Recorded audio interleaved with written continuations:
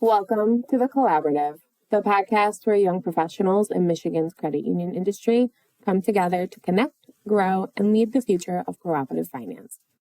I'm your host, Camille, and I'm so excited to kick off our very first episode. This show is about sharing stories, insights, and inspiration from the people shaping the credit union movement. From rising stars to seasoned mentors, whether you're just starting out or looking to level up your impact, you're in the right place. So let's dive in, build community, and collaborate for a stronger, more inclusive financial future. This is The Collaborative, and we're just getting started. Our very first guest on The Collaborative is setting the bar high and maybe just a little over budget. Joining us is Ann Ditlow, Finance and Analytics Manager for Forefront Credit Union in Traverse City. She's here to talk about launching an advocacy committee, her journey into management, her struggles with burnout, and what motivates her in the credit union movement. And yes, she once accidentally borrowed $40 million. So we'll get to that. Ann, welcome to The Collaborative. Thank you. I can't believe that not only am I going to be speaking on the podcast, but in fact, the first one, and I'm sure you're quickly going to find out how dangerous it is to give me a microphone. So, listen, I'm here for it. I've watched you walk around a room with your cell phone for, I don't even remember, what were you playing? It was at the Fuel District. It was I was playing the Batman theme song because I was trying to just unlocked a memory. I forgot that I did that. I thought that you were going to say that I walked around in a full plaid tracksuit. I've also done that. That was more recent than walking around with my cell phone playing the Batman theme song. But listen, no. I'm here for it. I wanted to chat to you today, just kind of starting with where you're at right now. So you're the Finance and Analytics Manager. What does that look like? Because I know you're kind of all over the place, and I see you with 2 cell phones, and you're doing a million things. And what does that look like? Well, it is actually pretty succinctly described in the very long mouthful of my title, which is Finance and Analytics Manager. So on one side, I manage the finance portion, so the forward-looking analysis piece for the credit union. So think things like budgeting, forecasting, ALCO, asset liability control. So interest rate risk, I'm measuring concentration limits and concentration risk, profitability. And really, if anyone is looking for some sort of financial analysis or insight on a potential decision that's made around the credit union, it typically lands on my desk. And then on the flip side, so we're a little bit of I'm going to say youthful organization when it comes to business intelligence and data management functions. We have a bit of a unique setup right now where our finance department is also our business intelligence department. Okay. And that means that we're managing a data warehouse. We're managing reporting needs, data requests, and maybe analyses that aren't typically associated with just financial analysis. So we might be doing member experience or marketing analysis, or really anytime anyone has a question like, why is it doing that thing? Or if we could get an extract of all of the people who are left-handed and below the age of 42 and live in the zip code, those kind of requests land. So kind of a mismatch of that and accounting almost in a way of finding out where you're at. Yeah, that sounds like it's fun. It is a lot. It's a lot of thinking on my feet. It's a lot of managing chaos. Can get chaotic, especially towards month end, but head on a swivel. And I love it. It's the best job I've ever had. Yay. And besides that, you had mentioned you launched the advocacy committee for Yes. What inspired that, and what did that process look like starting that up, especially for a bigger financial institution compared to So for the advocacy committee, first level setting, I was not the one with the idea. Okay. That honor goes to also another wonderful human being who's also been associated with Fuel in the past, which is Kate Lathrop, an assistant contact center manager here. And this was her baby, her brainchild. And it was brought to me, and it was something that's kind of on the back of her mind for a while. And then I was just fresh off of going to GAC this year in March. And I was hiking the hill. I was talking to legislators, and that's kind of when I really got bit by the bug. Believe it or not, it wasn't Josh Buck that convinced me to get into advocacy, although he's very influential and very convincing. He so is. I mean, God, anything for Josh, right? But that it was after getting exposed to it and then actually really seeing it in action in Washington, D.C. Kate had heard that I had gone. I had talked about going and how cool it was. And she approached me, was like, let's do this. And I said, okay, how are we going to do this? Because I don't have enough going on. Let's do it. Yeah. I'm just asset liability committee, running CECL, running allowance, anytime anyone needs a report anywhere, and then also advocacy. Yes, let's just throw that on top of the mix. Why not? Because I have problems. Same. Well, we'll get into that when we talk about the managing burnout.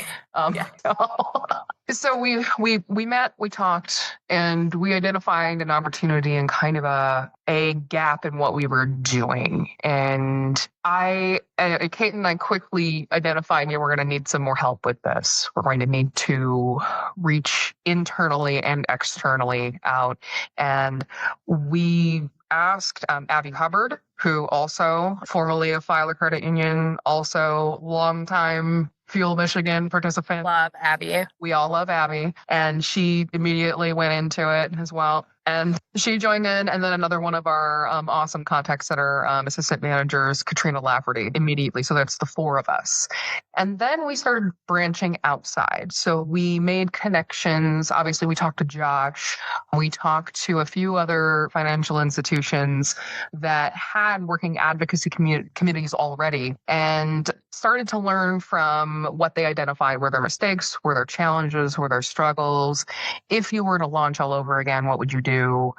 And through all of those conversations, we put together a plan. And we presented that plan first to our chief culture officer and said, this is something we need to do, and this is why. And our chief culture officer, Kelly Denham, she has not had the exposure to the advocacy side of the credit union movement. So she actually brought in Andy Kemp, our CEO, early on in the process.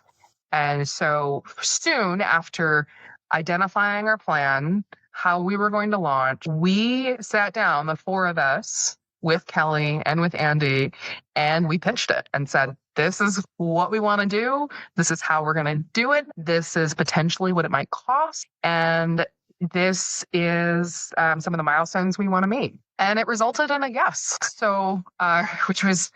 Yeah, we didn't expect to get it. We were like, oh, well, he's going to push back with some questions. And no, he decided right then and there that we were going to take it on, that we were going to do it. And he chose to be our executive sponsor, which just super grateful for. And then we got to work. So we created an intranet page. So we have just internal to Forefront employees. We have information on all kinds of priorities and advocacy, both at the state and the federal levels. That's awesome. Is it like its own separate area? Yes. Okay. It's its own separate area.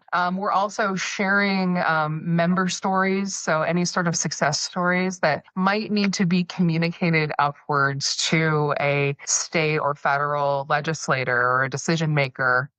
Just a common place to start gathering the credit union difference from our front line, and then have our group communicate that to our elected leaders, which is so cool. And then likewise, so it's kind of a two-way feedback street, right? So we have the stories going up, and then the information from the Michigan Credit Union League and from America's Credit Unions coming down. So it's also a place where we are communicating to our employees what's going on in the credit union advocacy space, what laws are being talked about, what the struggles are, what the priorities are. So we were encouraging folks to write to their elected officials when there was a Don't Tax My Credit Union campaign. Yep. So we're taking that piece of it, which is pretty difficult to get to your front line, but putting it in an accessible place where people can read. Yeah. Our goal first is to really grow that internal awareness of what advocacy is and why we do it before we start going out into the community and potentially bringing in state lawmakers, federal lawmakers. But that is a goal eventually that we have. I do like that you bring it to the front line because I didn't know advocacy had existed when I was on the operational front line. And then I got my role in compliance and then I started learning about advocacy and I was like, this is amazing that we do this. And so many of our frontline staff have no idea sometimes, like, especially when they're new, I understand. But like people who have been there a few years are like, what do you mean advocacy? Let me tell you. Hold up a chair. How much time you got? Give me my soapbox. I'm gonna get on the box. I'm gonna stamp my feet a little bit. No. Yep. But I think it's critical for our movement to be able to reach the front line like that, because that moment between our front line, you know, whether you're on the phone or face to face or chatting in some digital first credit unions, that moment where you're meeting your member where they are, that is the most important piece to this whole thing. Like, what are they doing on this one side that's helping somebody else over here? And how do we communicate what is actually going on between these two people that's worth fighting for in Washington? Yeah. With that being said, because advocacy, it can feel intimidating. I remember last year was my first JAC and I was like, it's a lot. It is so much. And I didn't even go to the ACULs at JAC. I've only been to MCULs. And so I really want to go to America Credit Union. I'm starting small, so I'm getting really more state focused right now. Mm-hmm. But even looking at state focus, it is still a lot. Even though it's one day, there's so much packed into that one day and so many representatives and dinners and it's like, what is happening? Yeah. And because it's intimidating, like what advice do you have for somebody who wants to get more into it, who just, even if they're not part of Fuel and they don't know where to start, and maybe some of them, they don't have an advocacy committee, like where do you think they can go to ask somebody, or how can they get started in that journey? I would recommend first, like a lot of things, like golf, like many other tasks out there, that it's a muscle that you need to learn how to use. Mm-hmm. And if you just start small, if you just start at all, don't get overwhelmed at the beginning of like, oh, I have to be able to give a 30-second elevator pitch to Representative Jack Bergman. Like, don't start there. Start with reading the Michigan Credit Union League advocacy minutes. They come out pretty regularly, and you can sign up pretty easily on their website and just keep tabs on what's going on and just learn. And if you have a spare few moments, put it in your inbox in the morning. That's how I get it. Understand what's going on, and then maybe connect what Patty and what all of her team is talking about and connect it to your day-to-day. What am I doing that is helping that mission, that movement move forward? And then putting yourself in that position and going like, hey, I am a part of this. You then start to develop buy-in. You then start to develop, you start to care about it more. Then you start to notice, hey, we've got lobbyists at the state and federal level. We've got Autumn Kieran, and I think, Deshawn's the other one. Yeah. I can't remember all of them at once. I'm so sorry, guys, if listening to this. Don't hate me. Never could hate you. Their job is to connect our voices with our legislators. So and they will be able to tell you, hey, we need more of this. We need more of that. We need understanding here. We need member stories in this area.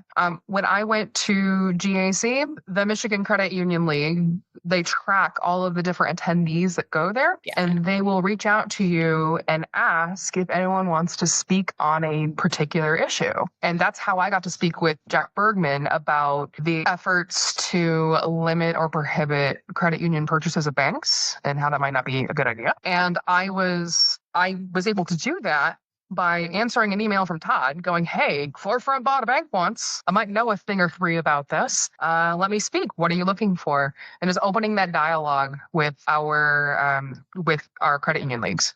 I think it would be the easiest way. Just educating yourself, reading, becoming immersed, getting your own personal buy-in. And then when those opportunities arise, either directly reach out to these organizations and ask to help, or just look out for those opportunities from them. Like that's, I think, the easiest way to start. And I do have to say the lobbyists that MCUL has, the guys that we have, they're so welcoming and so open and like so easy to talk to. And even if it's a random question, like at MCUL's GAC, I had brought 3 boxes of plushies back because the person in charge for us bought like 20 boxes. Oh my God. You're like, there's no way. And so I showed up to Lansing with these random plushies and I couldn't remember who to give them to. I was having issues with the VPN and I was like, who can I immediately? LinkedIn Deshawn. Hey, so I have some plushies. Where do I take them? And like literally these guys are so open about it and they're like so helpful and they'll point you in the right direction. But it's adorable. I didn't know who to text, and I realized that at like 7 p.m. And I was like, I have Deshawn on LinkedIn. We're gonna call him back over here. Shout out to Deshawn. Thank you. Yes, they're so welcoming. That's awesome. I didn't hear that story. Oh yes, that was a fun adventure, and the DoubleTree in Lansing, I'm sure they loved me and my coworkers. Big ol', what is it? The luggage rack with all luggage and then all of these boxes. No. And, it was a fun time. Beautiful. I hope there were pictures. Did you take pictures? No, because I was too like in the moment to like, I just have to get these to my room and then I have to like, I was so in the moment. I didn't get a lot of pictures at GAC and I sometimes forget because I'm so like in the moment of it. Like I forget to take selfies with people. I forget to do things because I'm just focused on that. I did, however, on that trip, get to walk barefoot in the middle of Michigan Avenue. And I have a great picture of the Capitol from like 2008. And as somebody who literally grew up in that neighborhood, I never thought that was possible. So that was really fun. Little Abbey Road action. Nice. It was great. There you go. So with all that, because we had talked earlier about, let's just add on this advocacy on everything else. Burnout is such a real thing, especially in a high role like you, who is having to pivot constantly. And as millennials, I've read multiple books on it that we're the generation with the most burnout. And I think it's because of how we were raised. So like, you have to do this, you have to say yes, you have to work, you have to do this, there's no work right there. And it's exhausting. And you have a personal life, you do have a toddler. How do you avoid burnout if you're able to? And how do you stay grounded and relax and learn to say no? And just kind of, how do you manage that? That is a really good question. And I'm going to be honest, it's something that I am still actively learning. I think everybody has to act. Like, it's a muscle thing. You have to like... Yeah, it's a muscle. It's something that you need to just start doing. And I am not very good at it. I'm not.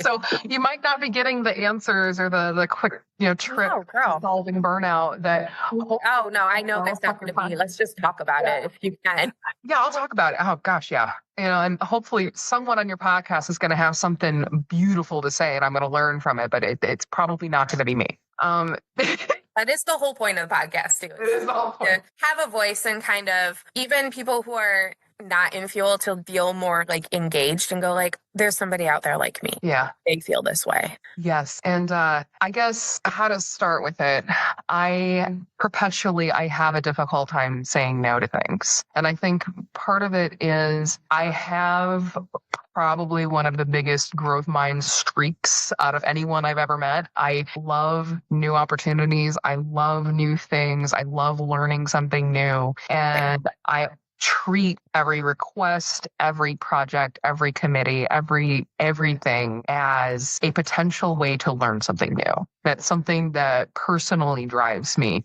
And it's almost like fear of missing out. Like it's almost like a little bit of FOMO.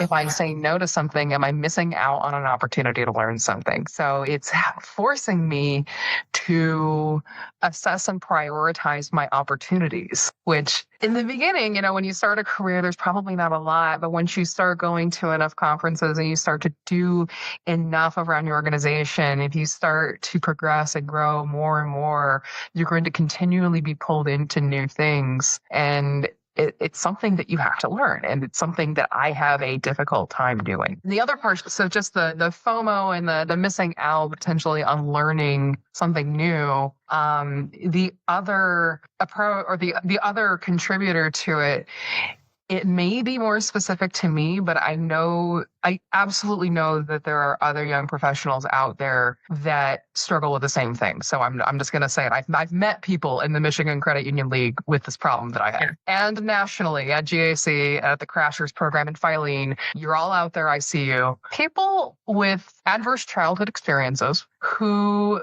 potentially didn't have either role models or parents or what have you, adults in their lives, if they didn't feel secure with them, if they didn't feel happy or grounded in their situation, they may have started to rely on producing and performing to feel love. Oh, girl. Yeah, you didn't expect that one, did you?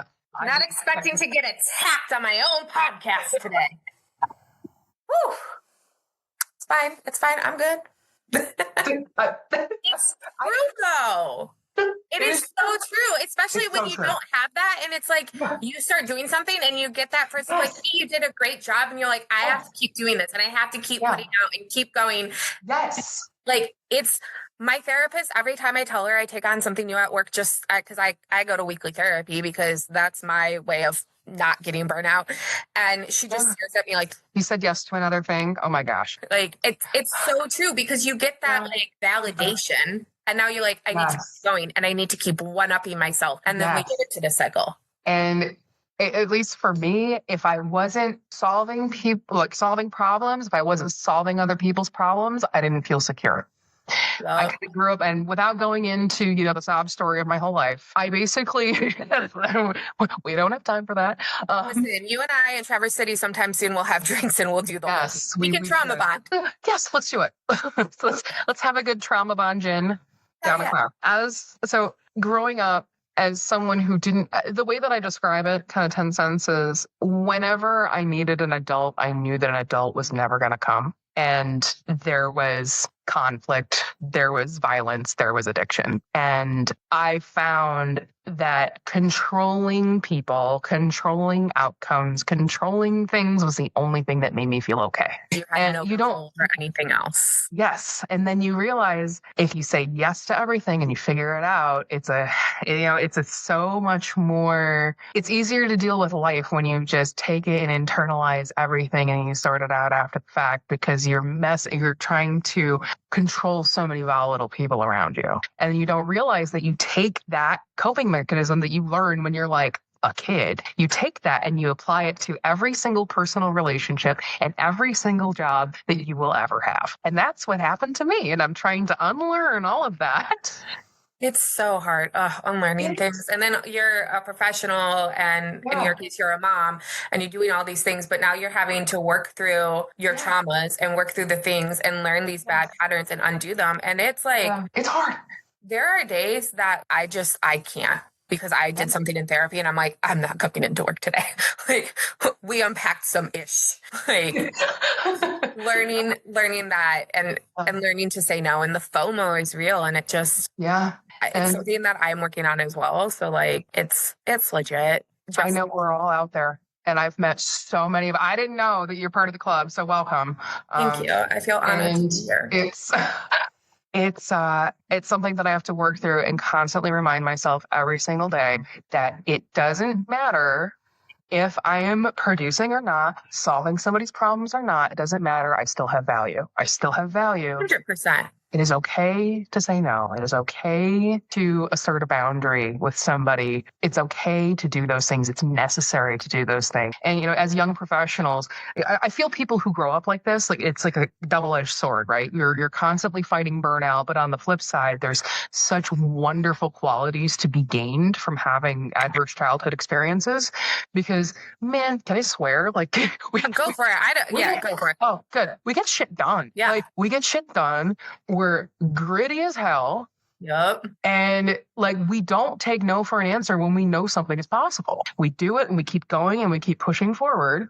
And that makes us really awesome people in the credit union movement and industry. And naturally, those kind of young professionals are going to rise to the level of fuel and everything early on. Yeah, like you're going to tell me no, I'm going to do it. And I know I can do it. So like, yes. If off. Yep.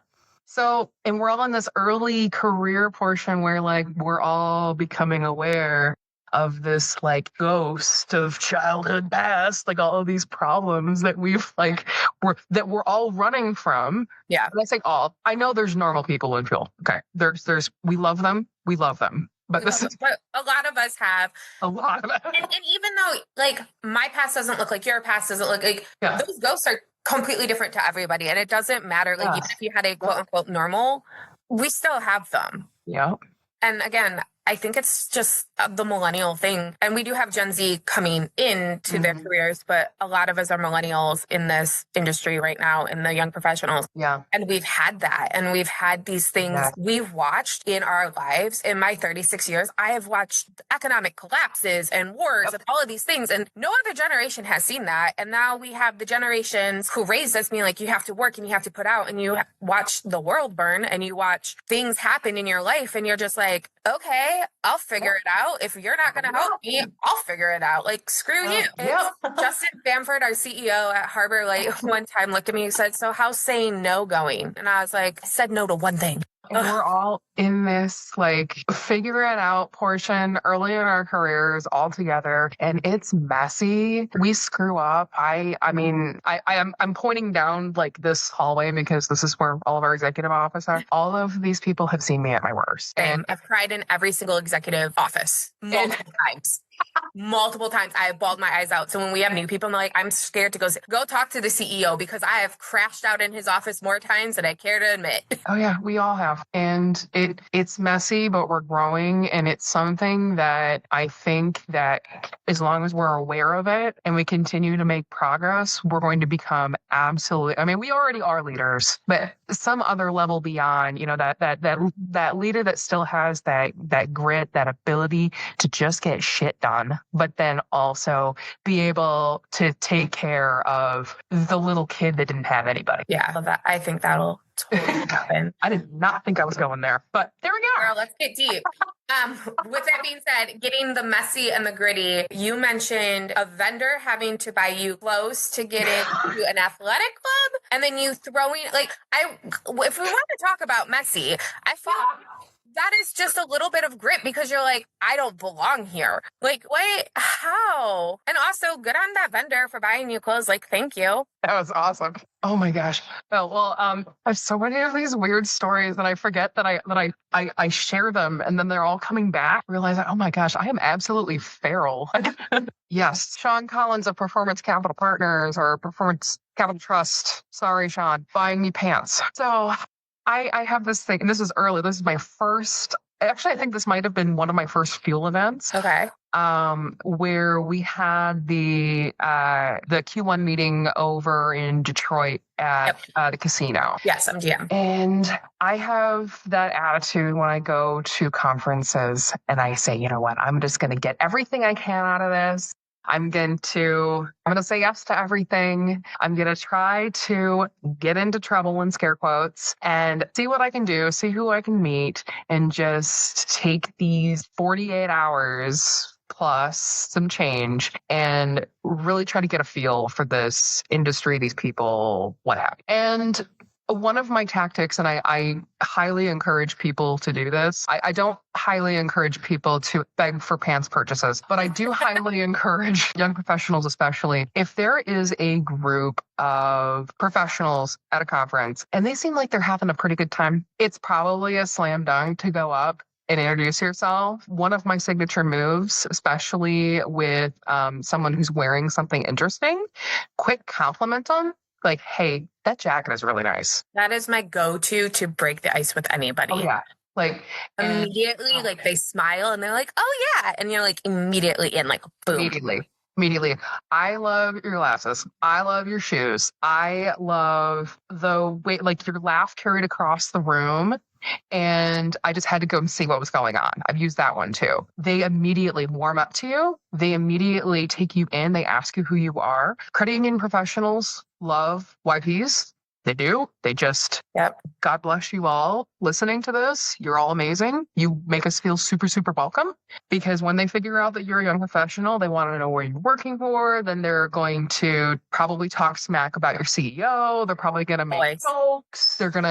And they'll take you in, and eventually the party might move elsewhere. Because as a young professional, you might not be getting those invitations to vendor parties. You might not be getting those invitations to the meeting after the meeting kind of thing. But you can get there by finding an accepting group of people and palling around with them a little bit. Have a drink. Don't be shy. Compliment their shoes, and generally you'll get in. And then you end up in the back of a cab with Kyle Grzinski and a few others.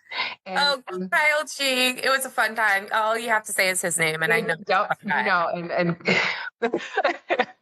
immediate no. You end up in the back of the cab with somebody, and you're heading to the Detroit Athletic Club, which I did not know had a dress code. Neither did I until just now. It does.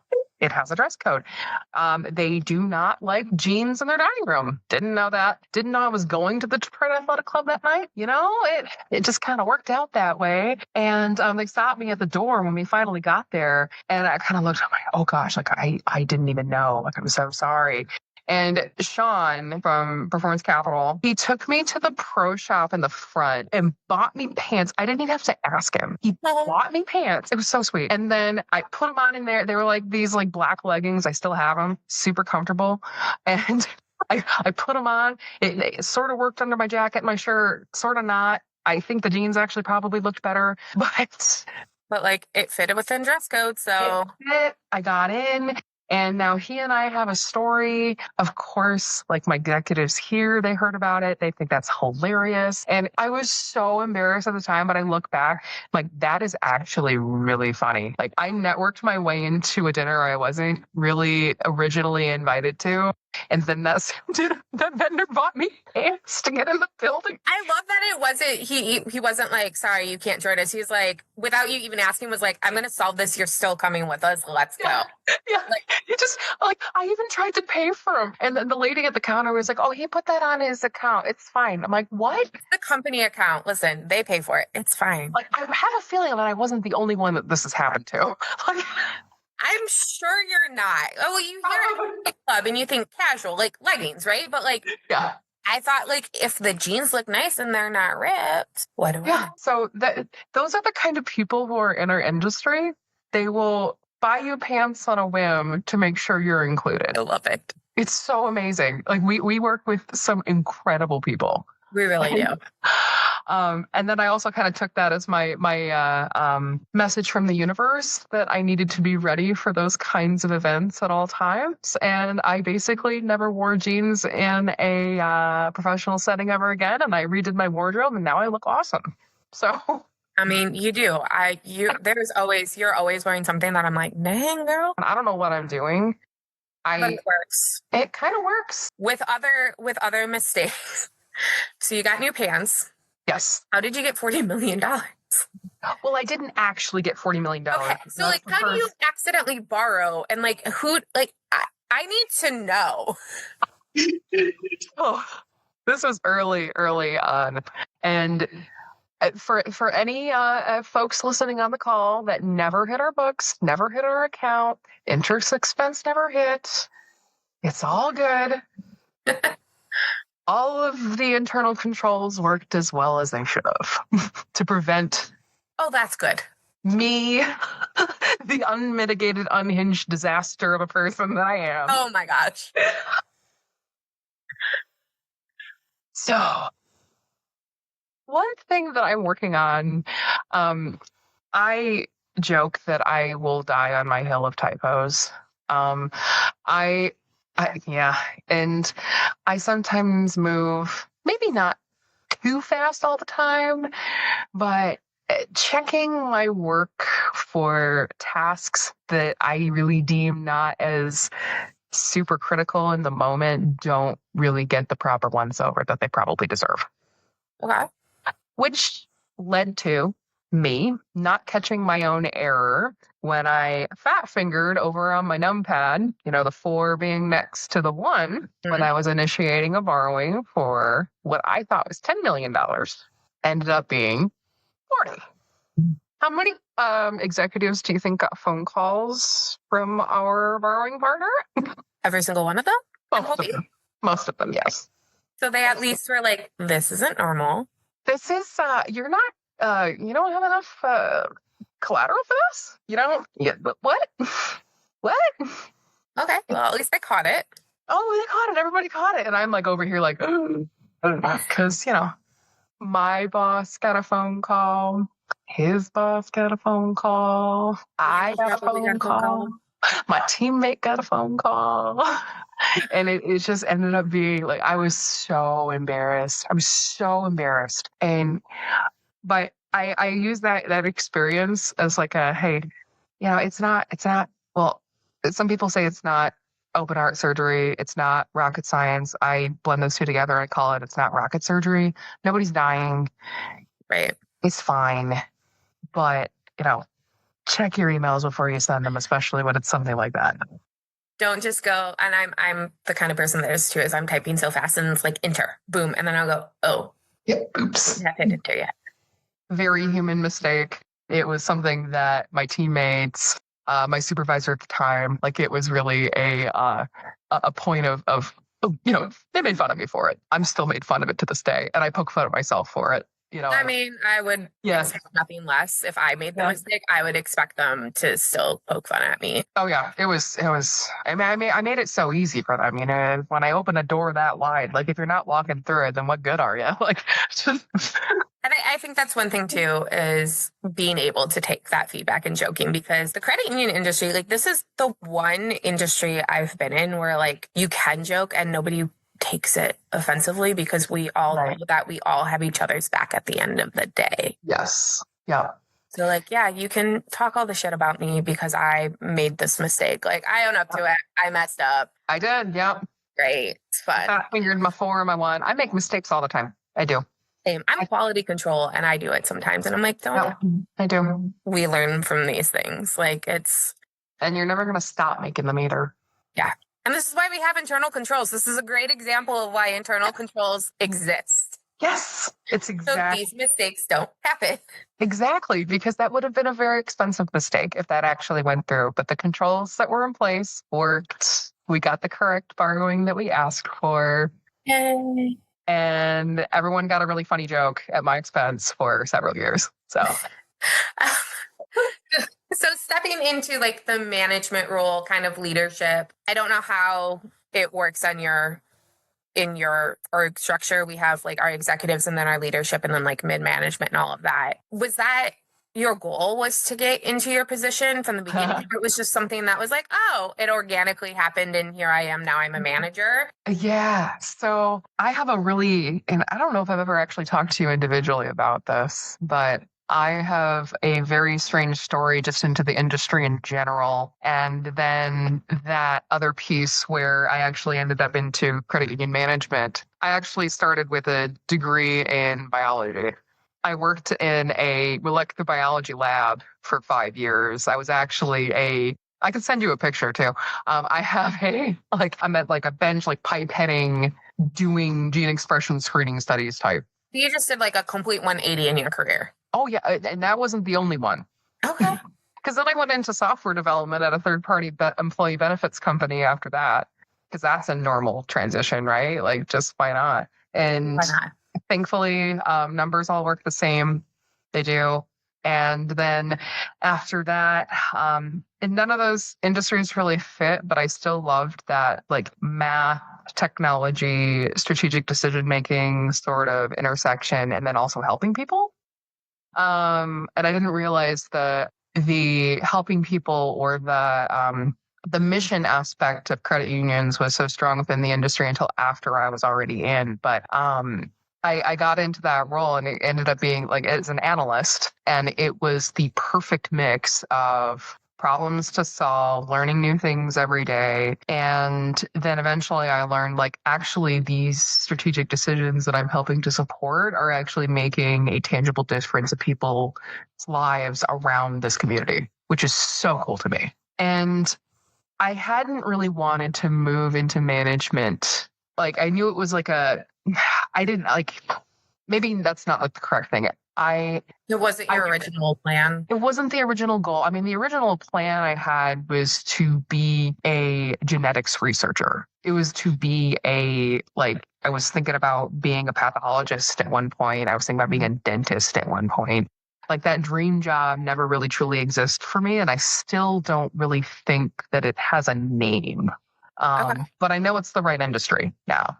And I know that it's the right function now. And that's good enough for me. But as I learned, what wasn't for me, what was for me, I knew that management probably was in my future, but I didn't really start going for that until I realized that I was in the right industry, the right function, the right role. Mm-hmm.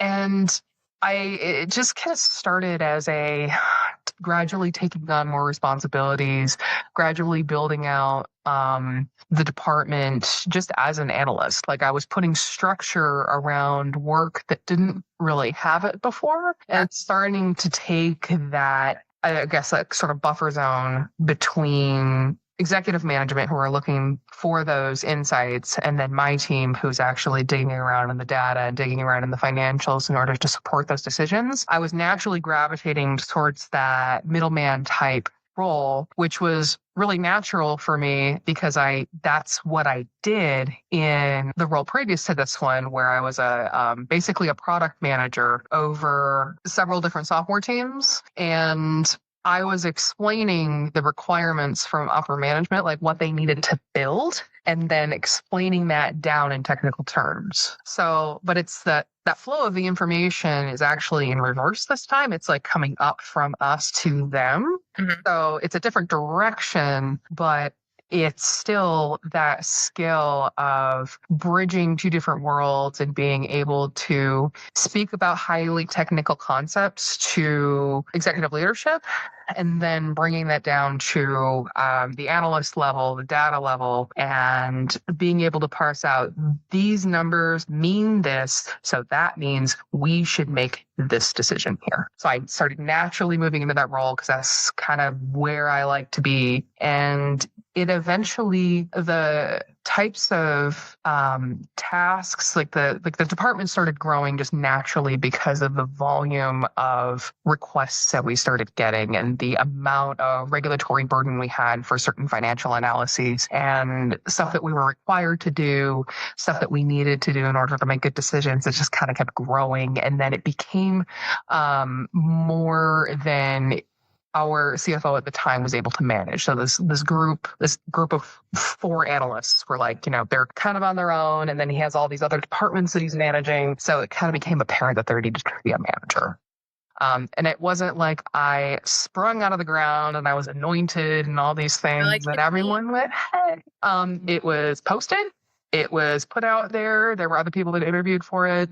And I have it was a rough interview process. I'm not going to lie. It probably, looking back as a manager now, I'm like, man, I think I probably should have provided a little bit more transparency. I probably should have been provided more transparency, but I, interviewed for it and I got it because I was legitimately the best candidate they had. And here I am. And that was well over a year ago. And it is, man, it's tough. It's a wild ride. It is. But you make it look so graceful and easy. Oh, I try. I do. But behind the scenes, it's like 3 raccoons in a trench coat, girl. I know that feeling so well. With all of that, my final question of the day is kind of what I want to ask everyone in this, because we're here to share our stories.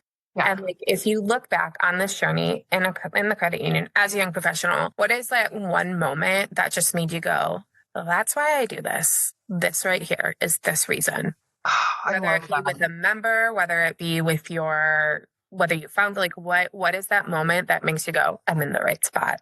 Mine wasn't with a member, although it probably should have been because we do so many amazing things every single day with our membership. But yeah, I have always had that back room type role.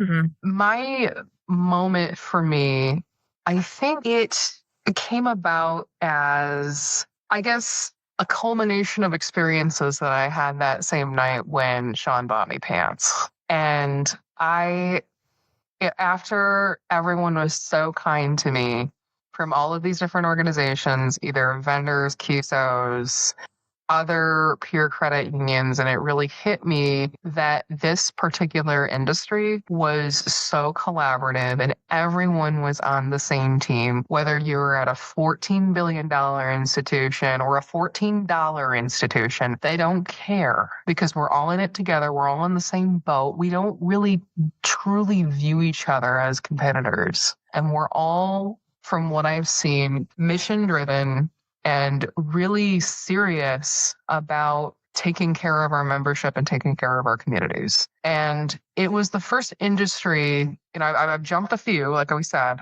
it was the first industry where I really felt that the leadership, the CEOs, that everyone that I was talking to actually walked their talk. And that consistency was so important to me. And I felt like I saw it. I had proof because of a strange night that I ended up in the back of a cab because I was invited and included with people from all over the place in Michigan to go have a dinner and to enjoy my company and learn more about me and take me in, warts and feral behavior and all. And they're like, you know what? Like, you're in, we love you, we care for you. Here's how we do things. Here's how you can do things better. We're all in this together. We're all working together. And I was so overwhelmed at after Futures, that first time that I went to that conference. Like, I came home, I remember calling my mom and I'm like, they do things different. And I kind of like different. Different is good. And if that wasn't it, like I at that point I knew that I was probably going to be a lifer. Yeah. GAC this past year, like if I wasn't a lifer already, like Jim Jones get the Kool-Aid, like I will drink it. Like I've been initiated into the cult kind of thing. It's less of I could spend the rest of my career here kind of tame, more like if I don't do this, I don't think I'll be able to live with myself. That kind of, it's difficult to explain. But, I think you did a great job at explaining it. Thank you. Like, this is why I'm here and I love it and I want to stay. Yeah. And I think if anyone is considering a career in this space long term, I think you'd be very hard pressed to find another industry that works like we do and cares about people like we do. I can think of a few. We're not alone.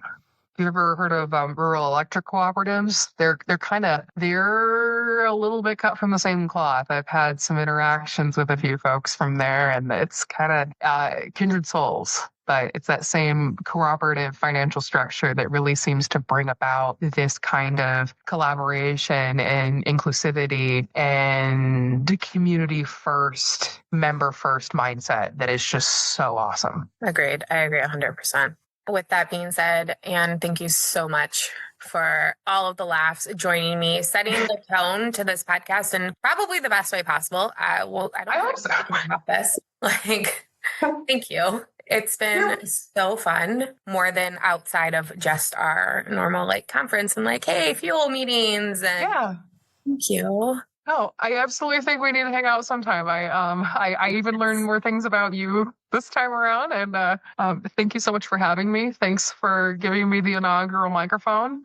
And it's been really fun.